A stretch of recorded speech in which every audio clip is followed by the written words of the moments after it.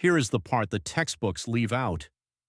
When he sees his own men being bayoneted by the Hessians after they had surrendered, this famously iron-nerved man cried and sobbed like a child. What follows is not a campaign, it's a flight. Washington retreats across New Jersey with the British right behind him.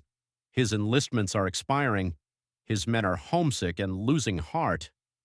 By the time he reaches the Delaware River, the army that was supposed to win American independence has melted down to about 3,000 men. He grabs every boat for miles, crosses into Pennsylvania, and prays the river is enough to stop them. Now, you would think his own officers would rush to help.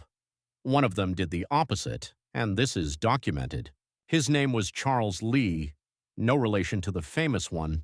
Lee was the Army's second-in-command, loud, arrogant, and convinced he should be running the whole war instead of Washington. So when Washington sent him order after order, "Come across the river, bring your 7,000 men, we need you now," Lee stalled. He made excuses, he argued, he paltered and prevaricated and lied.